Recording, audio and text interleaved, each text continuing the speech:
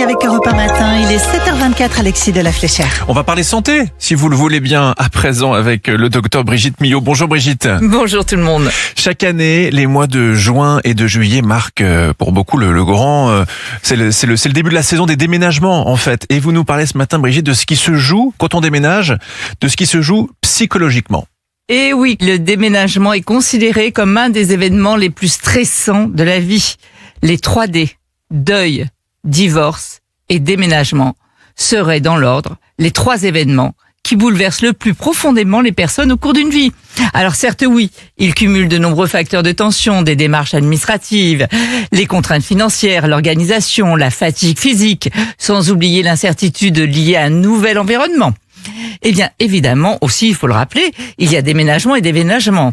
Mais qu'ils soient heureux ou contraints, c'est un bouleversement. Un psychiatre disait, les animaux muent, les hommes déménagent. Et oui, c'est comme une mue. En fait, un déménagement remet en cause à la fois le passé, le présent et le futur, notamment avec l'épreuve des cartons.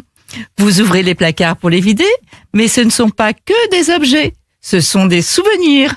C'est la fameuse robe que vous mettiez pour votre première rencontre. Ok, elle ne vous va plus. Vous avez grossi, mais vous la gardez quand même. Trop de souvenirs. Ou alors les galets de la plage de Nice. C'est lourd, ça ne sert à rien, mais on les garde quand même. Pour certains, c'est facile. Je garde ou je jette.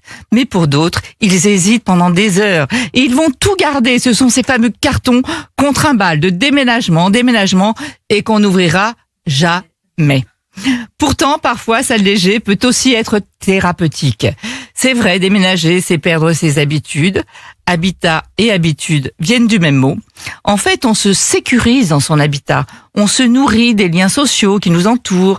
Et en déménageant, on perd tous ses repères.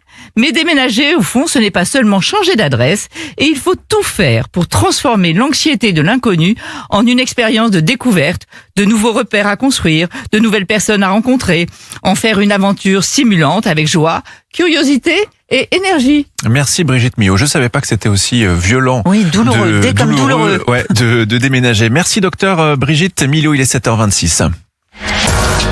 Les courses, le Quintet avec Thierry Léger. Bonjour Thierry. Bonjour Alexis, c'est sur l'hippodrome de Compiègne à 18h30 que va se courir ce quintet, un handicap qui réunira 16 pur sang âgés de 4 à 11 ans sur la distance de 1600 mètres et il est légitime de faire confiance au numéro 7 Dubala, 1 Afogado et 6 Harper qui ont la particularité de s'être déjà